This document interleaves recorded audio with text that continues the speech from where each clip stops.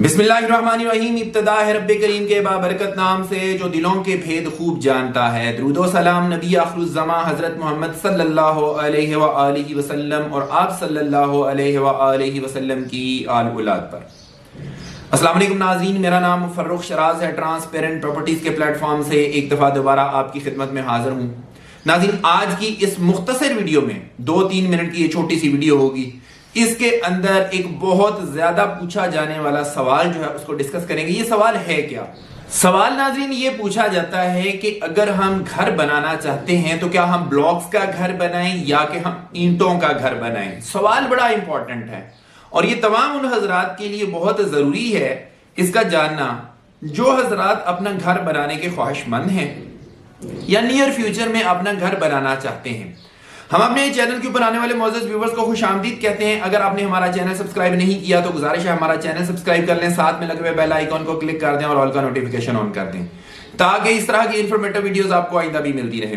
नाज़रीन, बढ़ते हैं सवाल की तरफ। सवाल मैंने आपको बता दिया है, इसका जवाब ये है नाज़रीन कि अगर तो आपका कॉस्ट जो है डिपेंड करता है, सारी चीजें आपके बजट के ऊपर जो है वो डिपेंड करती हैं। अगर तो आपका बजट ऐसा है कि आप ईंटों का घर बना सकते हैं तो फिर तो आपको 110% ईंटों का घर बनाना चाहिए, क्योंकि ईंटों का जो घर होता है थोड़ा महंगा तो जरूर पड़ता है, कॉस्टली तो जरूर पड़ता है, लेकिन उसकी लाइफ ज्यादा होती है, उसकी मजबूती ज्यादा होती है।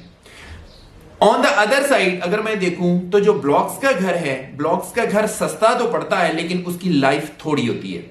डिपेंड करेगा आपके बजट के ऊपर। अगर आपका बजट है ही इतना कि आप सिर्फ और सिर्फ ब्लॉक्स का घर बना सकते हैं, आप ईंटों का घर बना ही नहीं सकते, तो फिर तो ऑप्शन ही कोई नहीं है ना।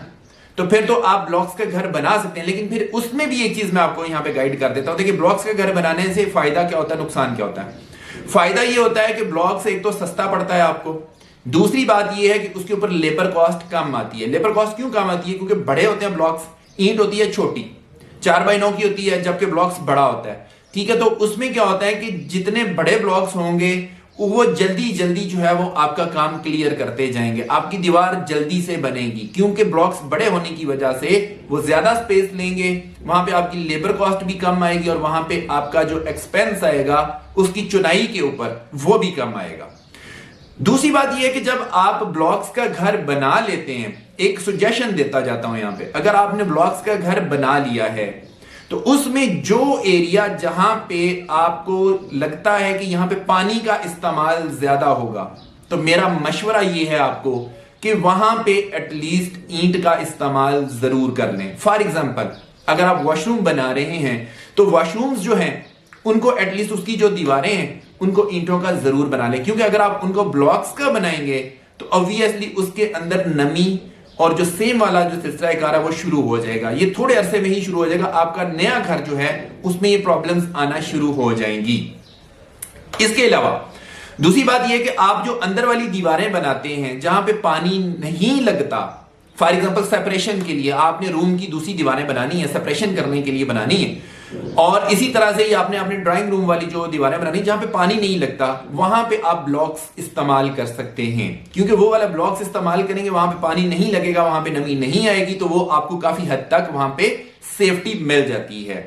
इसके अलावा जो उसकी आउटर साइड होती है, बाहर वाली जो दीवारें होती हैं, अगर तो आपने ब्लॉक्स की बनाना है तो फिर उसमें भी एक चीज आपने टेक्निक यूज करनी है। वो टेक्निक ये यूज करनी है कि आपने आउटर साइड के ऊपर जो दीवारें हैं उनके ऊपर जो प्लस्तर करना है वो प्लस्तर आपने मोटा करना है, ज्यादा सीमेंट के साथ उसका प्लस्तर करना है, ताकि बाहर वाला जो वेदर है वो कम से कम आपकी ब्लॉक्स वाली दीवार को डैमेज कर सके।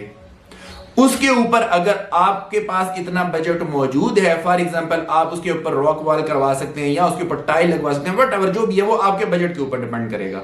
जितना उसको सेव कर सकते हैं सेव करें, आपका घर जो है वो मजबूत रहेगा, महफूज रहेगा, अगर आप इन टिप्स को इस्तेमाल करते हुए ब्लॉक्स का अपना घर बनाएंगे।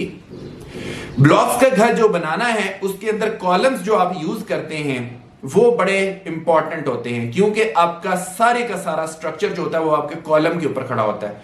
आपका जो छत होती है जिसको आप लेंटर बोलते हैं, वो लेंटर सारे का सारा आपका कॉलम बेस्ड होता है। तो कॉलम्स जो है इसमें आपने कंक्रीट का अच्छा इस्तेमाल करना है, इसमें मटेरियल के ऊपर कंप्रोमाइज बिल्कुल नहीं करना, सरिये का कंप्रोमाइज बिल्कुल नहीं करना। तो ये ऐसी चीजें हैं जो कि आपको बहुत ज्यादा हेल्पफुल साबित हो सकती हैं अगर आप ब्लॉक्स का घर बना रहे हैं तो।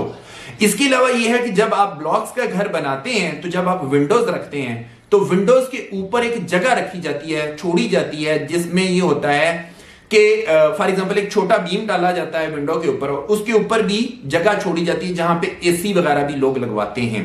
तो मेरा आपको मशवरा यह है कि आप जो लेंटर डालें और जो आपका विंडो का जो बीम होता है ये आपस में जुड़े होने चाहिए, इनके दरमियान में स्पेस नहीं होनी चाहिए, इनके दरमियान में खाली जगह नहीं छोड़नी। आपने नीचे बीम डाला, उसके ऊपर ऐसे लेंटर डाला, खुदा ना खास्ता अगर कहीं पे किसी टाइम पे जलजला आ जाता है तो ये ज्यादा महफूज समझा जाता है ये वाला एरिया के नीचे आपके बीम हो, कॉलम हो, उसके ऊपर लेंटर ऐसे हो। अगर लेंटर ऐसे होगा, नीचे कॉलम बीम होगा और दरमियान में ब्लॉक्स लगे होंगे, वो इतना ज्यादा मजबूत नहीं होगा। ये भी एक टिप मैंने आपको बता दी है अगर आपने अपना ब्लॉक्स का घर बनाना है। और अगर आपने ईंटों का घर बनाना है तो वो तो बेहतरीन चीज है जी, उसमें तो मतलब दो राय है ही नहीं है, क्योंकि शुरू से लेके आज तक जो है वो ईंटों का ही घर बनाया जा रहा है और उसमें मजबूती जो है वो ज्यादा होती है। एक चीज और आपको बता दूं, जब भी आप घर बनाएं, किसी भी मतलब ब्लॉक से बनाएं या ईंटों से बनाएं, उसके अंदर मटेरियल जो आउटर साइड वाली चीजें होती हैं, आउटर साइड वाली जो वॉल्स होती हैं, उनको आपने अच्छा रखना है, क्योंकि वेदर का मुकाबला आपकी आउटर जो वॉल्स होती हैं उन्होंने करना होता है। इसी तरह से जो आपकी वॉशरूम और किचन की जो दीवारें होती हैं, इन्होंने भी वेदर का जो है वो मुकाबला करना होता है, इन्होंने पानी का मुकाबला करना होता है। तो ये कुछ टिप्स हैं, इन टिप्स को अगर आप मद्देनजर रखेंगे तो आप अपने घर को बचा सकेंगे, महफूज रख सकेंगे और आपका घर जो है वो ज्यादा देर तक चलेगा। मैं उम्मीद करता हूं कि मेरी आज की वीडियो आपको पसंद आई होगी। इस तरह की अच्छी और इंफॉर्मेटिव वीडियोस देखने के लिए हमारे चैनल को जरूर सब्सक्राइब करें। आइंदा भी इंशाल्लाह ताला आपके लिए बहुत इंफॉर्मेटिव और मुफीद वीडियोस हम लेके आते रहेंगे। इसी के साथ अपने होस्ट फर्रुख शराज को इजाजत दीजिए। नई वीडियो और नए टॉपिक के साथ दोबारा आपकी खिदमत में हाजिर होंगे। अपना बहुत ख्याल रखिएगा, हमें अपनी दुआ में याद रखिएगा। अंटिल नेक्स्ट टाइम, अल्लाह निगहबान।